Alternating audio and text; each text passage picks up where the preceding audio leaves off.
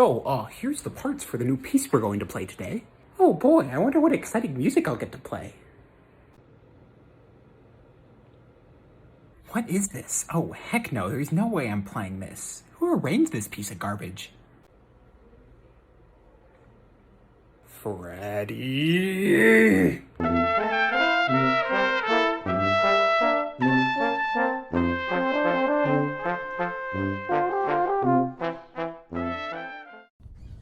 I don't know if you can hear it, but this chair is so squeaky.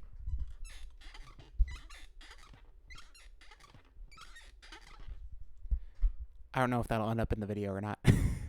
Let's talk brass arranging. Whether you're writing original music or arranging something pre-composed, brass instruments are an excellent addition to consider for your ensemble. Just as with any other instrument family, if you want to write music involving brass, you gotta know the instruments that you're working with. What they can do best, what they do not so well, and what Greg, the first chair trumpet player in your high school concert band, says he can do, but is actually physically impossible on the instrument. The topics in this video apply not only to arranging for chamber brass or brass-only ensembles, but also to writing for brass in other mixed chamber or large ensemble settings. I'll be touching on a couple of notation-related topics, but also be discussing some general practices for arranging that will keep your brass players happy, healthy, and well-fed. Maybe not so much that last one. I won't have too much instrument-specific advice in this video. Watch out for a part 2 coming soon to a theater near you. However, in the notation conversation, nice rhyme. Thanks! I will reference some general practices regarding the 4 instruments we use here at the Lakes: trumpets, horns, trombones, and tubas. I will also be providing some advice on arranging specifically for brass quintet near the end of the video. Remember as you're watching, this video is intended to be a guide, not a rulebook. The only way that you will be able to get better at writing for brass, or for any musical ensemble, is to go out and do it. This video won't be a substitute for that, but it'll hopefully give you a couple of brushes for your palette before you get started. Clefs. Let's begin with the very first thing you see on the staff. While the trumpet and tuba seldom read anything other than their one clef, that being treble for trumpets and bass for tubas, horn and trombone players occasionally can run into clefs other than the ones that most people are used to. Horn players will occasionally see bass clef for very low passages. However, if you're inexperienced with writing for horn, I would consider putting everything in treble clef unless a horn player tells you otherwise. Be wary if you're looking at an older orchestral score and you see horn parts with bass clef, as the standards for transposition have shifted over the past couple centuries. Tenor clef and even alto clef are frequently used for trombone, especially for sizable passages in their upper range. C clefs are wonderful. Don't fight me. Many trombone players are no stranger, at least to tenor clef, so if you find yourself writing an extended passage in that upper range, consider swapping clefs for a couple of measures. I'll also note that trombone may transpose and read B-flat treble clef, as it's done in British bass bands.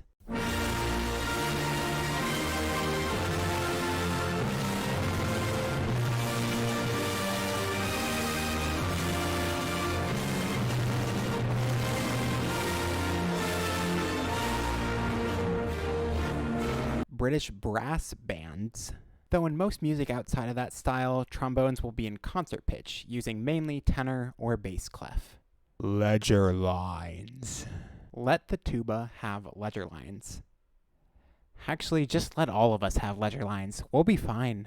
The particularities of most brass instruments mean that their most comfortable and strongest ranges fit very nicely on the 5-line staff, with maybe 1 or 2 ledger lines above and below. It's so hard to not sound pretentious when you're saying particularities. I guess I'm the one who wrote the script, though. The one exception is the tuba, but tuba players are pretty used to seeing copious amounts of ledger lines below the bass clef staff. 4 or even 5 doesn't really bother them. So this goes to say, don't write an ottava or 8VA, 8VB in brass parts like you would for a piano player. Brass instruments have generally accepted other methods for extending their notation to avoid the need for these markings. Trumpeters with their 19 different trumpets they own, horn and trombone players with their clefs, and tuba players with what I can only assume is better than average eyesight and sheer force of will. I mean, look at this. Why? A good reason for avoiding ottava markings in brass parts is that the most comfortable fingering for pitches may be completely different octave to octave, unlike on a piano where fingering a pitch up or down an octave is rather trivial. On the other hand, if you want to include an optional ottava marking, giving your player the choice of which octave they want to perform in, that is totally fine. However, I doubt it's really needed as your trumpet player will probably just play it up the octave anyway. Gosh, if I make fun of trumpets too much, I don't think Freddy's gonna let me do another one of these. Rhythm and articulation. While brass instruments can be surprisingly nimble, there is a certain amount of delay between the articulation by the tongue and the beginning of the vibration of the air in the mouthpiece. This onset delay grows larger the longer your instrument is. Nope. I mean, yes, but this onset delay grows longer the larger your instrument is, being particularly pronounced on the tuba. Though this delay is very short and almost always imperceivable to listeners, it can limit brass players' ability to perform rhythmic passages comprised of notes that are particularly quick. Running passages that woodwinds and strings may be able to perform with ease will sound a little more uncharacteristic when performed on, say, a trombone. A couple short passages with quick notes are pretty doable. Even that trombone with its big slide can handle some fancy rhythms. But a whole piece comprised of really fast and rhythmic passages may sound pretty uncharacteristic for a brass ensemble. As with everything in life, moderation is key, except when it comes to making jokes about trumpets. There's no moderation, it's just as many as you can pack in. And though the stunning accentuated fanfares are exciting, brass players' ability to perform beautiful slow legato passages should not be overlooked.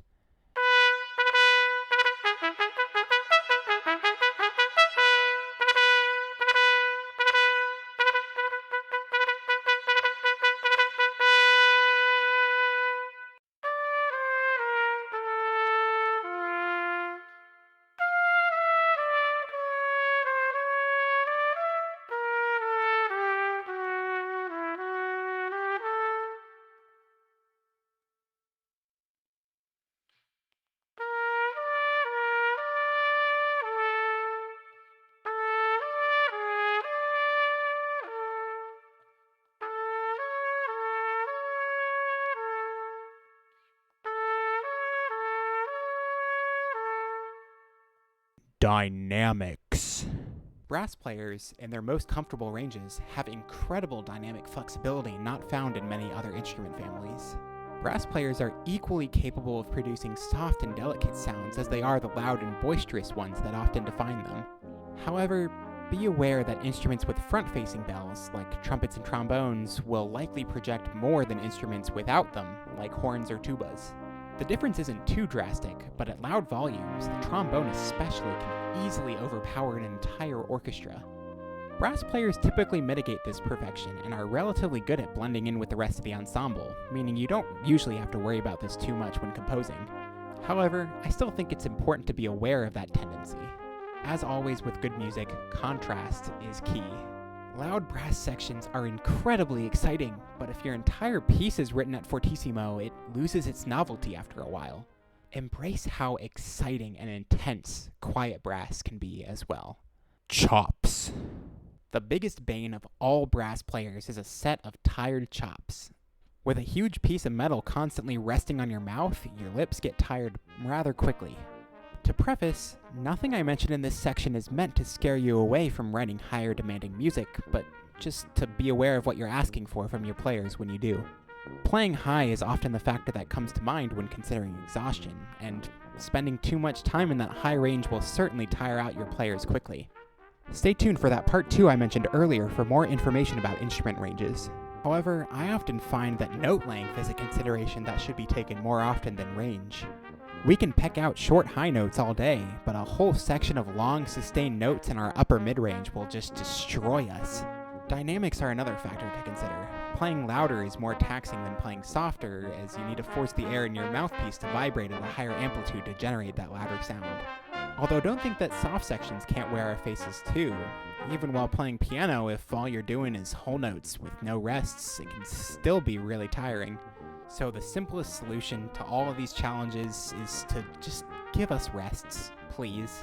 One of the biggest jokes about orchestral brass music is that we have 127 measures of rest, play maybe 3 or 4 notes, and then start resting again.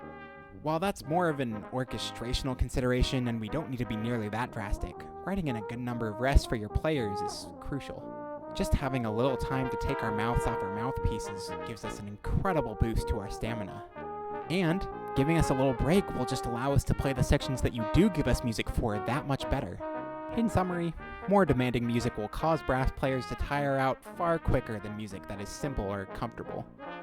Now, it may sound like I'm just telling you all the big brass no-nos. While what I've said about saving face for brass generally applies, remember that context is important too. A 3-minute piece of long, high, loud notes is doable, but an hour-long concert full of long, high, loud notes is almost certainly not. That doesn't mean that you shouldn't write that piece, and it doesn't mean that you won't find a group who's willing to play it either. Just know that you may scare players away from including a piece like that amidst an already taxing program. The best music, again, is built on contrast. These sections that are often the most tiring for brass players are the ones that are the most musically exciting too, both to listen to and for us to play. However, a piece that only uses those textures may have less to offer than a piece that explores more diverse musical territory. Instrument pairings. One thing that's super nice about brass quintet, compared to a lot of other chamber ensembles, is that you can't really go wrong when writing for it. The timbres of the 4 instruments blend together so well, and I'd argue it's one of the most homogeneous sounding standard chamber ensembles, with the winner probably going to the string quartet. Any subset of your 5 players will work brilliantly. Trumpet and trombone,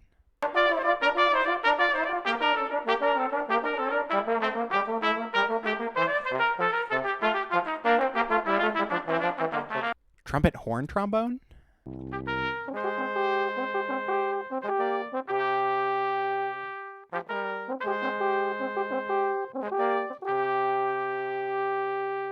trumpet horn,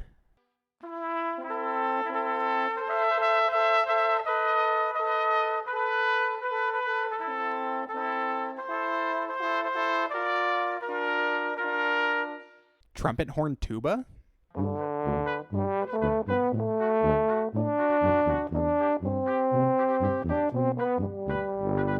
see, it all works beautifully. While you can write a piece that uses all of your instruments all the time, that texture may eventually get a bit stale.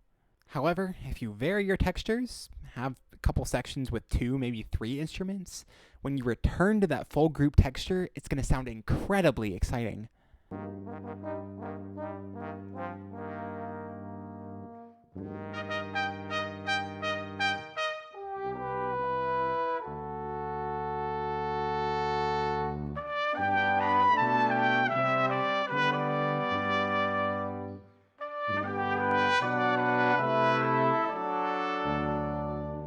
Plus, doing that is not only musically interesting, it gives your players a chance to rest too.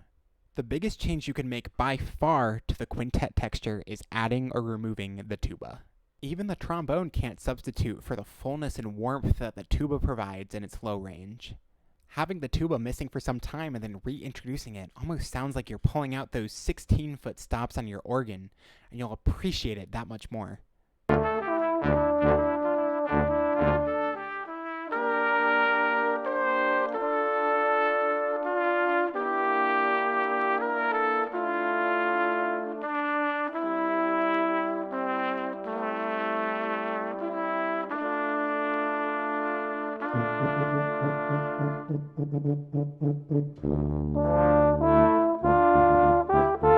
I think the theme of this video is just contrast now. Contrast, contrast, contrast, contrast, contrast. It's starting to not sound like a real word anymore. Contrast. Unisons and octaves are super powerful textures for your quintet writing. But, like with everything else, you need to know what you're asking for when you write them in.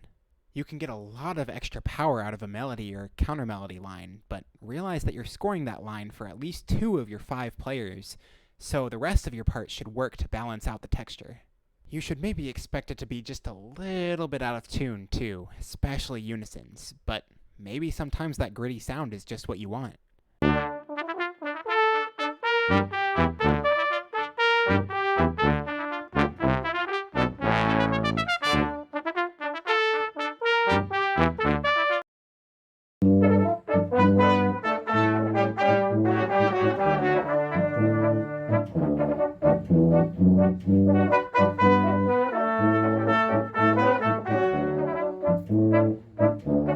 One more thing to note before I close out.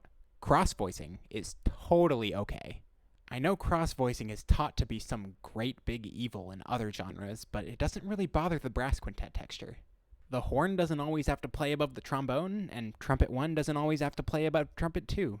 Some extreme cross-voicing, like, say, having the tuba above trumpet 1, can sound a little bizarre, but that's usually because, for that to happen, the instruments have to be in uncomfortable ranges to start with. Well, I think that about wraps up our video. Let's check back in on our arranger and see what they've got in store for us. Oh, come on.